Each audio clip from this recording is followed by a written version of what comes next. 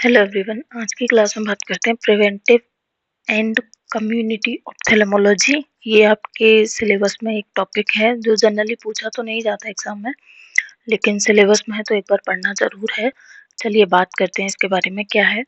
तो सबसे पहले तो आपको ये पता होना चाहिए कि वर्ल्ड साइट डे कब आता है, 9 अक्टूबर को। ठीक है, अब हम बात करेंगे प्रिवेंटिव ऑप्थेल्मोलॉजी के बारे में।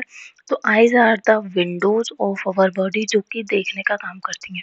जैसे आप किसी रूम में बैठे हो तो विंडो से ही तो बाहर झांक के देखोगे, बिल्कुल उसी तरीके से हमारी बॉडी के अंदर आईज है जो कि देखने का काम करती हैं। ठीक है, healthy eyes are important to having good sight. अगर आंखें हेल्दी होंगी तभी तो अच्छा विजन होगा, अच्छा दिखाई देगा, क्लियर विजन होगा।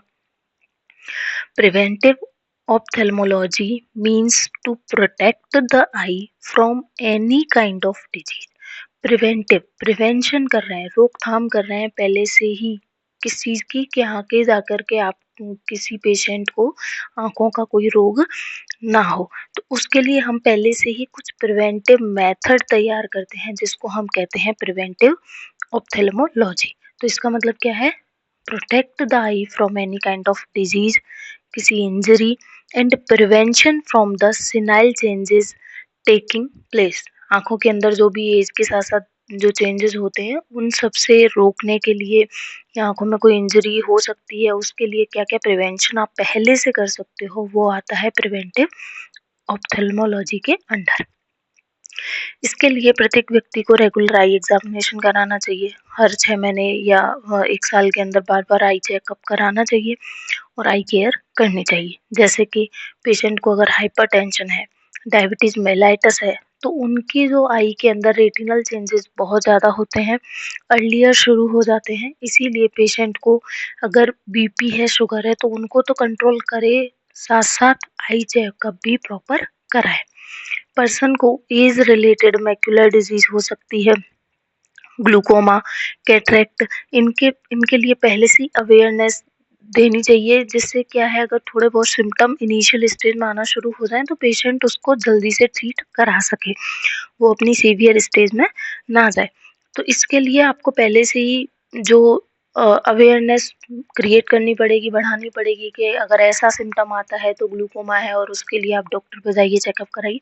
इस तरीके का कैंपिंग लगा के आप अवेयरनेस जो है फैला सकते हो। किसी अन्य एसोसिएटेड डिजीज के कारण होने वाले आई चेंजेस में पहले उस डिजीज को करेक्ट करना है। जैसे मान लो हाइपरटेंशन या डायबिटीज मेलाइटस है, उसी की वजह से अगर आई के अंदर चेंजेस हो रहे हैं तो हमें पहले उनको क्योर करना है, उनको कंट्रोल करना है, उसके बाद हम आई का फॉलोअप शुरू करेंगे। ठीक है, अदर के अंदर क्या आएगा? आँख पर अननेसेसरी स्ट्रेस नहीं डालना है, जैसे कंटिन्यू फ़ोन नहीं चलाना है, टीवी नहीं देखना है, लैपटॉप नहीं देखना है। इससे क्या है, स्ट्रेस जाता है आँखों पे बहुत ज़्यादा। अगर कंटिन्यू एक ही स्क्रीन को कंटिन्यू आप देखते रहते हो, कई बार देखा भी होगा, क्लास ले रहे हो या फिर ऐसे ही नॉर्मल फ़ोन चला रहे हो तो आँखें दुखने लग जाती हैं।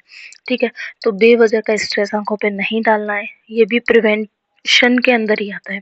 आई को प्लेन वाटर से प्रॉपर वॉश करना है, healthy vitamin A rich diet लेनी है, और आई इन्फेक्शन को as soon as possible cure करना है अगर हो गया है तो।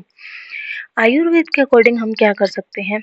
आयुर्वेद में चक्षु इंद्रिय को सबसे प्रधान माना गया है, और चक्षु के स्वास्थ्य हित के लिए सबसे अच्छी बात आचार्य ने बताई है कि नित्य प्रति 100 वीरांजन का प्रयोग करना चाहिए।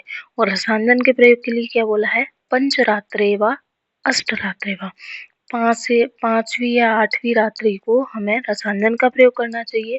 नित्य प्रति आंखों में कौन सा अंजन लगाना चाहिए? स्ववीरांजन। ठीक है, आंखों को कफ से वह होता है तो उस कफ के विश्रावण के लिए हम क्या लगाते हैं? रसांजन लगाते हैं। आंखों पे अभ्यंग करा सकते हो तर्पण की तरह से, तो वो दृष्टि प्रसादक होगा। बार बार पैरों पर अभ्यंग करने से वो भी दृष्टि को बल देने वाला होता है। नंगे पैर नहीं चलना चाहिए, खड़ा हुए जूते पहन के चलना चाहिए, वो भी पादत्र धारण भी दृष्टि प्रसादक होगा। ठीक है, सिर और कान पे, पैरों पे अभ्यंग करते हैं तो इससे भी नेत्र की रक्षा होती है, वायु नहीं बढ़ती है। कुल मिला के पाद प्रक्षालन भी दृष्टि प्रसादक होता है। ये सारा आपने पढ़ा होगा स्वस्थ व्रत के अंदर। ठीक है, सिर से गर्म जल से मतलब गर्म पानी से सिर का स्नान नहीं करना है, क्योंकि आलोचक पित्त होता है और उसको बढ़ाने वाला हो सकता है। सूर्य की ओर ज़्यादा देर तक नहीं देखना है और सिर पर बहुत ज़्यादा भारी चीज़ें नहीं ढोनी है, क्योंकि इससे अर्दित वगैरह रोग होने की आशंका बढ़ जाती है। ठीक है, तो इस तरीके से ये तो थी हमारी प्रिवेंटिव ऑप्थेल्मोलॉजी। अब बात करें कम्युनिटी की। कम्युनिटी के अंदर क्या कर सकते हो आप? तो कम्युनिटी ऑप्थेल्मोलॉजी इंक्लूड पब्लिकली और सोसाइटी ऑफ द मेंबर्स। ये कोई प्रॉपर एक सोसाइटी है या बहुत सारे आप जो है ग्रुप ऑफ सोसाइटी यानी कि पब्लिक को इंक्लूड करके जो प्रिवेंटिव मेथड तैयार किए जाएंगे वो होगी community ophthalmology to aware the hazards जो कि आई प्रॉब्लम क्रिएट करते हों, यानी कि मेनली ब्लाइंडनेस। तो ब्लाइंडनेस के जो भी हजार्ड्स हैं, खतरे हैं, उन सब से हमें पब्लिक को या कम्युनिटी को या सोसाइटी को अवेयर कराना ही क्या है? Community ophthalmology. Specially in illiterate group, जो ज़्यादा पढ़े लिखे नहीं है वो एरिया में जहाँ पे जो लोग रहते हैं, उनमें डिजीज़ को कंट्रोल और प्रिवेंट हमें मेनली करना है, क्योंकि इन लोगों को अगर ज़्यादा नॉलेज नहीं होती, अवेयर नहीं होते हैं, तो ये प्रॉपर चेकअप भी नहीं कराते हैं और ध्यान भी नहीं देते हैं, इसीलिए ब्लाइंडनेस के केसेस बढ़ते जाते हैं। कम्युनिटी ऑप्थेल्मोलॉजी में कम्युनिटी को अवेयर करने के लिए आई हेल्थ रिलेटेड प्रोग्राम चलाए जाने चाहिए। जैसे आपने सुना होगा कहीं कैंप लग रहा है, वहाँ पे फ्री में आई चेकअप हो रहा है, तो वो सब चीज़ें कम्युनिटी ऑप्थेल्मोलॉजी के अंदर आती हैं। Community ophthalmology may be defined as a science and art of promoting well-being by preventive ocular disease। ठीक है, तो इसके अंदर क्या आ रहा है? हम साइंस का या कोई प्रमोटिंग आर्ट का यूज करके हमें प्रॉपर आई को होने वाली जो डिजीज है उनको प्रिवेंट करना है। इससे ओक्यूलर मॉर्बिडिटी को डिक्रीज करना है, यानी कि ब्लाइंडनेस को डिक्रीज करना ही हमारा मेन मोटिव है। ऑर्गेनाइज्ड कम्युनिटी एफर्ट द्वारा ओक्यूलर हेल्थ को हमें बार बार क्या करना है? प्रमोट करना है, पब्लिकली प्रमोट करना है। कम्युनिटी ऑप्थेल्मोलॉजी में क्या क्या चीज़ें आती हैं? जैसे पहले तो असेसमेंट करना है, कौन से एरिया में इलिटरेट ग्रुप रहते हैं, कहाँ पे ब्लाइंडनेस के केसेस ज़्यादा आते हैं। तो असेस किया, उसके बाद प्लानिंग करनी है, कैसे अवेयरनेस लाना है, उसके लिए क्या क्या रिसोर्सेस आप प्रोवाइड करा सकते हो पब्लिक को, मोबिलाइजेशन, फैक्ट फाइंडिंग, जो एरियाज है, स्क्रीनिंग कैंप लगा सकते हो जहाँ पे लोग ज़्यादा फ्री कैंप और जो चेकअप वगैरह होते हैं उसके लिए करा सकते हो। ऑपरेशनल रिसर्च तैयार कर सकते हो कि किस तरीके का जो है आपको पता चले कि किस एज ग्रुप में ज़्यादा हो रही हैं चीज़ें, और क्लिनिकल केयर प्रोवाइड करा सकते हो, या फिर विटामिन ए के सप्लीमेंट और vitamin A rich food public को आप प्रोवाइड करा सकते हो। दूसरा, सैनिटेशन का ध्यान रखना है, क्योंकि आई के अंदर ज़्यादातर जो डिजीज़ होती है वो इन्फेक्शियस होती हैं, तो सैनिटेशन का प्रॉपर ध्यान रखना है। पेशेंट की काउंसलिंग, उसको मोटिवेट अवेयर करना है। प्रॉपर अगर कोई डिजीज़ होगी तो उसको फॉलो अप देना है। रिहेबिलिटेशन ऑफ इनक्योरेबल ब्लाइंडनेस, तो रिहेबिलिटेशन पे भी लेके आना है हमें पेशेंट को। मिथ व मिसकंसेप्शन को कम करना है। जैसे कई इलिटरेट एरिया हैं जहाँ पर कई कई तरह के मिथ होते हैं कि ये इस तरीके की डिजीज़ में इस तरीके का रोग हो गया तो आप गाय के गोबर का रस यूज़ कर लो। इस तरीके की जो मिसकंसेप्शन है उनको हमें कम करना है।